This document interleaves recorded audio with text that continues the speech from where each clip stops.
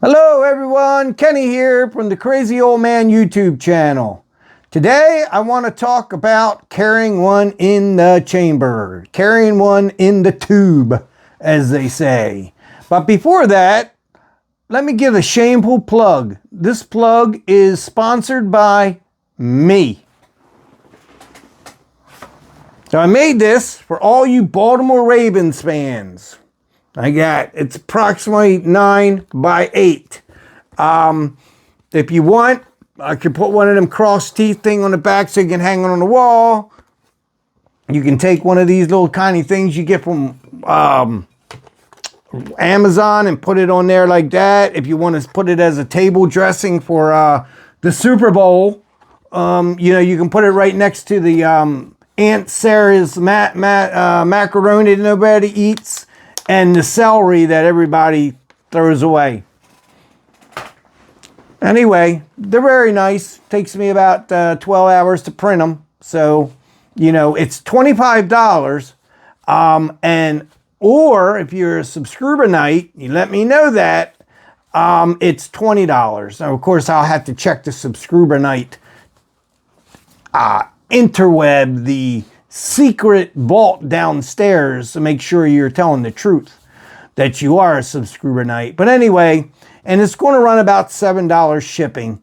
If it's less than that, I'll certainly send you $1 back. I take cash on pickup. I take Zelle. I take Cash App. I take PayPal.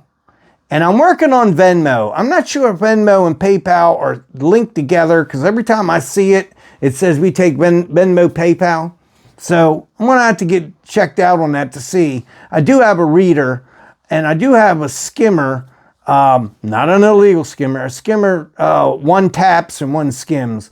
But I don't have anything that I can take and just like put your number in, and then you give me all your information, and then it pops out a receipt and I magically throw it to you. But then you get, in 3-4 days, you get one of these in the mail. But anyway, I still got a couple of those 50-piece puzzles I got from Joe. I thought for sure somebody would order one of them or two for their Patriot at home. Sorry, my fingers busted all up, but at home, Patriots, veterans, currently serving, retired, all you guys. So, anyway, let's get back on target here. On target. Carrying one in the pipe. If you're the kind of person that when somebody goes to hand you a gun and you go, maybe you shouldn't carry one in the pipe. If you're one that's handed a gun and you're like, oh yeah, cool, check it out. Take the magazine out, rack it.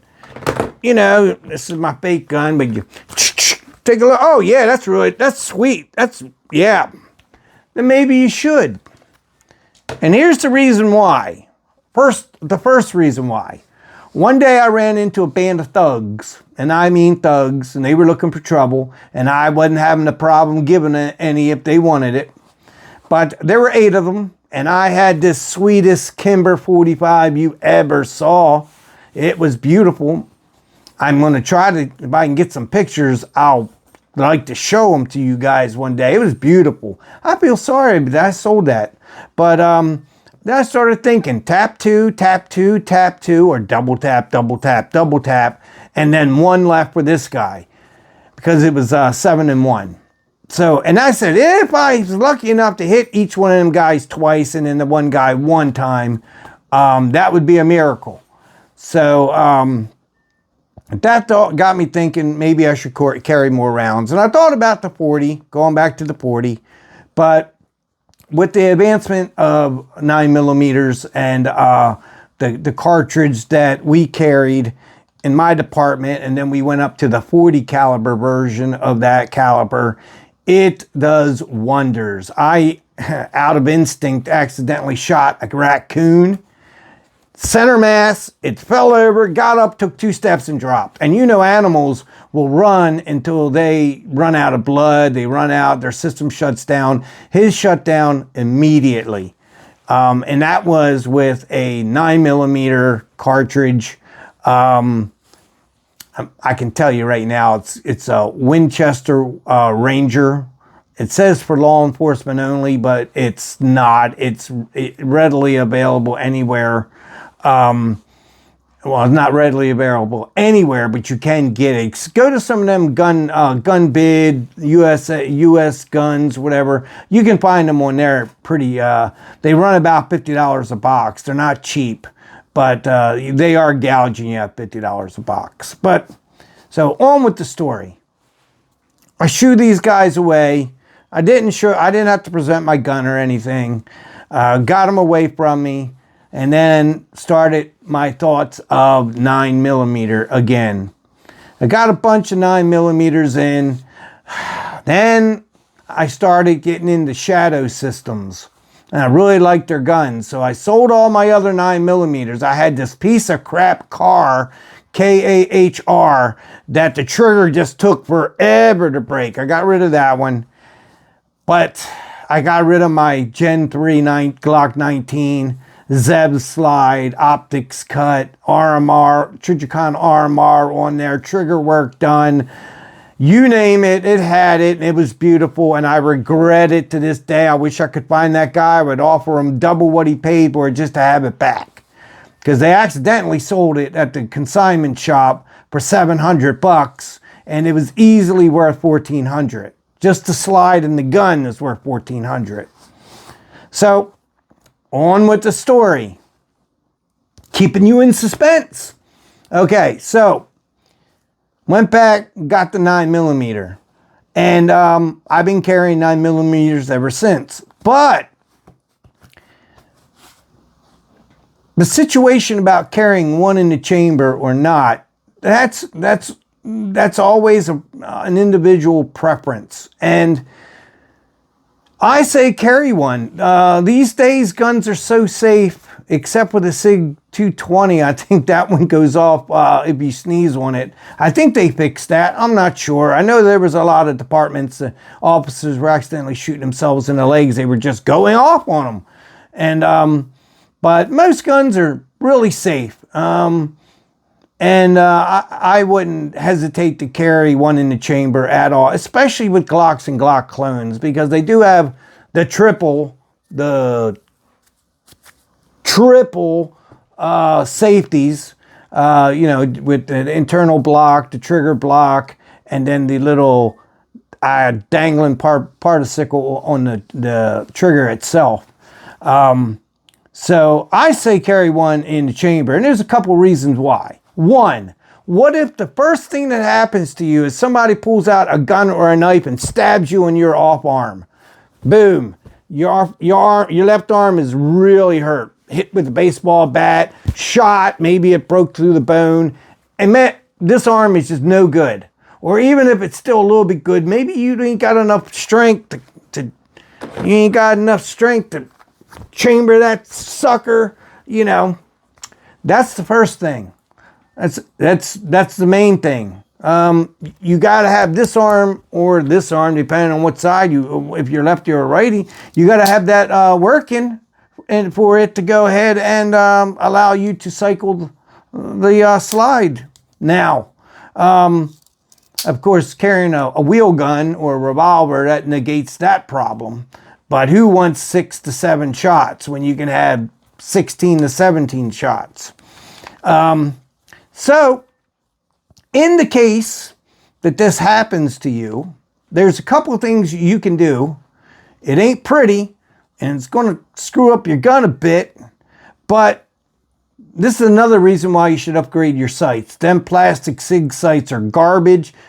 Upgrade to some metal Trijicon glow-in-the-darks, or I don't really care what company. I don't have a brand that I'm loyal to. I don't have anybody who pays me to put anything out on their brand. But here's a couple things you can do. If you have the ability to find a ledge, a brick wall, a side of a building, side of a fence, all you want to do is you want to put that right on the edge of that sight and push forward And hopefully, if you get decent sights and they're raised up enough, you can push it in the bat, or push it back enough to get one to load in the pipe. Maybe even with your broke wing over here, help a little bit. One of the things we were trained was to kneel down and use the rubber of your boot. First of all, the rubber is going to stick better. That you got to have boots though, or something that's got a fairly good rubber sole, and you can get down there and push it and chamber it, and good to go. Now, it's not as good to go as it is because it ain't that easy, but you can train to do it. And that's another training thing that I say while you're at the range, train. Train for these type of things that you don't think is going to happen, but it could happen. It could get shot in the arm, boom, first time. You hit with a baseball bat, breaks your arm. Yeah, you're going to want to be able to do that, and you want to be able to do it right away. And if you're drawing and you're trying to cock this thing, it might get caught in your arm. It's, your sleeve. It's happened. I've seen it happen to where they're cocking it, and when they release it, their garment gets caught inside the port, which is going to do nothing for you. And then you got to try to get your hand pulled out to chamber it. Yeah, so that's another issue. Especially if you're coming out, if you're close quarters, you're going to be bringing your gun up close. Because this is the way you're going to be. Oh, let me stand up a little bit. You're going to come up and you're going to be something like this. Probably cover your vitals and your neck right here till you get up, and then you get your shot off. And it doesn't mean you could start here. Bang in the leg, bang in the groin, bang in the chest. Yeah, you don't have to wait till you get all the way up to the chest. This shot in the groin, shot in the leg, that's gonna kick the fibs factor in. It's fudge, I've been shot, or fudge, I'm being shot at. Active protection guy says that all the time, so I give him credit. Active protection, active self-protection.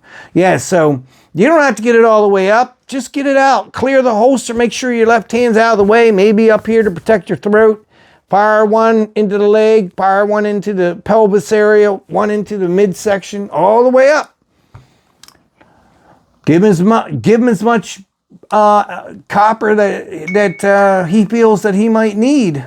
And then, he'll have enough metal for the rest of his life. Which, if he's trying to rob you and he's a no good piece of crap, hopefully that's the end of his life. I'm not advocating killing anyone, but I'm saying that you need to protect yourself. And, and let me emphasize this, why I got you. For non-police officers. Police officers don't necessarily want to kill somebody, but they're trained to shoot to incapacitate someone. So, in the event, you got a guy with a knife, and he's running at this lady, and you shoot him in the leg, he's still running. So you shoot him again in the hip, and he's still running, and boom, he stabs this lady. Maybe he stabs her in the neck, maybe in the shoulder, whatever. Who won that? Who won that battle? The criminal did. Why? Because you shot him in areas that weren't critical enough for him to stop his action. Your shots should be for immediate incapacitation. So that's why they say shoot here. In my cleavage area, right here. That's where I keep my cheeseburger for later on when I'm hungry. But that's why you want to shoot here. This is the incapacitation zone, especially right along here. You hit anywhere in that spinal cord, in this area right here, in this area right here, that's a fight shot, a fight stopping shot. So, yeah, we kind of got off the topic, or I got off the topic about, carrying one in the chamber or not. I say yes, and I also say yes to appendix carry. It's getting a lot harder for me to reach back nowadays and do this. Plus, since I carry an extra magazine now, instead of having it over here bulging out and over here bulging out, I like it more like this. Plus, while you're driving, it's easier to get to. It's easier to get to. If you're being robbed, it's a lot harder to get around here and find a way to get around here to pull your gun out to where you could take your money and be like, here, as you drop it, go for your gun and do what you got to do. Now, that's another training point. Train to pull up and pull your gun out and fire.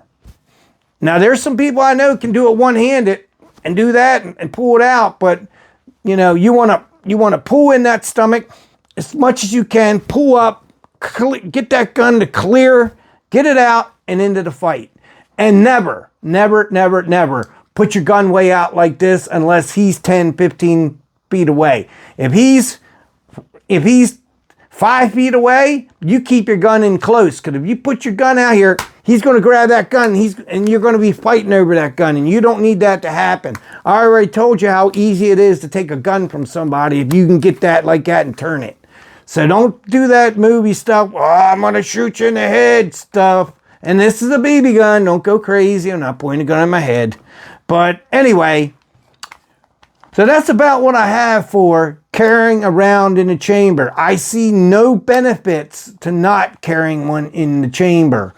If you take your gun out, you take it out in the holster and you put it in your safe. Take the gun out of the safe, you put it in where you carry it. You never even have to mess with it, except for maybe once a month. Take it out, take the mag out, eject your shell, and clean it. And then put a thin layer of oil on it. Put the magazine back in, chamber one in, and then take that extra one and top off the magazine. And that's another reason why that's a good thing to do, is all this racking and sliding, those rounds tend to get pushed back a little bit each time, a little bit, just a tiny, a hair. So when you eject that one shell, and then you put the magazine back in and chamber, then that new round is now in the chamber, and that one is now on the top of the magazine. So between those two, they'll be changing positions back and forth for a while. And then maybe after, make it every other month on a certain day, you empty all your bullets out and maybe put them at the bottom and put some new ones at the top. That way, or you can even mark them with a pen somewhere on them to know that they've been up there. Yeah, you like them to be, you don't like them to be pushed back too much. Will it make the pressure in the ammo be a little bit more? Maybe. Would make it more than it needs to be? Maybe. But maybe not. Maybe just that little bit could make a difference. It could be a little higher pressure. I've never seen one like explode, and I've never had that problem over the years of always ejecting it. I used to be able to do the cool thing and pull the magazine out and then catch the bullet, but I just can't do that very well anymore. My hand-eye coordination ain't working too much for me anymore. But as always, though, with guns, always remove the magazine first before you do anything. I've seen too many officers do at the station when they're doing a cleaning, and they rack the slide and get that bullet out, and then they pull the magazine out, and then what do? Because it's a Glock, they pull down the thing and they pull the trigger and bang! Because they forgot to remove the magazine first. You got to remove the Freedom Seed cartridge and get that one Freedom Seed out of the chamber, and then you can take it apart. But that's it for now. I'm sorry, I got to smile because that brings back a lot of memories. So that's what I got for today. We're at 19 minutes. I hope you stayed. I got 8 more subscriber nights to get to. And then that Darth Vader, there he is.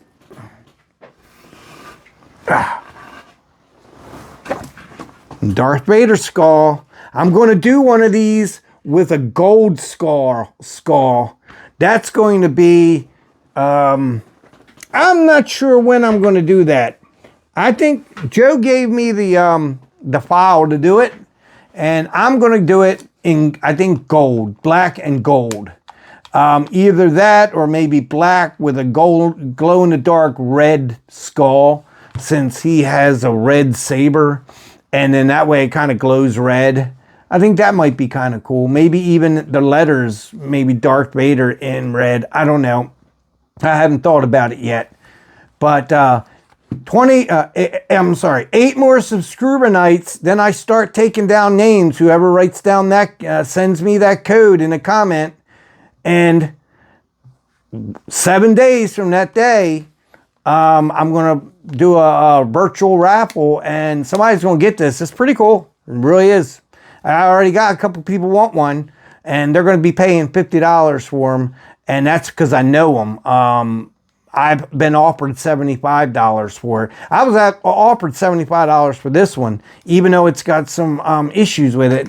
I said no. I said that's going to go to my subscriber nights, and if you want one, either subscribe and try to get into the channel, try to get in with the win it. And if you don't win it, then you can buy one for $60, $65. It all depends on what materials I use. But 50 to my subscriber nights, okay? 50 across the board, whether I use glow in the dark, any more of those exotic filaments, it's still $50. And then it's going to be like $7 shipping.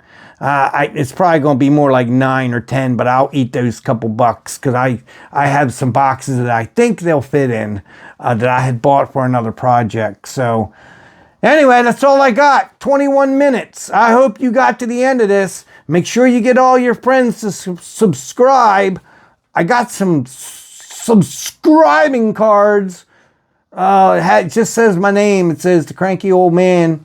And it has a YouTube logo on it. I hope that's enough that people go, I wonder what that's about. Maybe they'll check in and maybe I'll get some kind of another subscriber. So again, no comments. I like to have some comments. Do. Why are you wearing them stupid black gloves?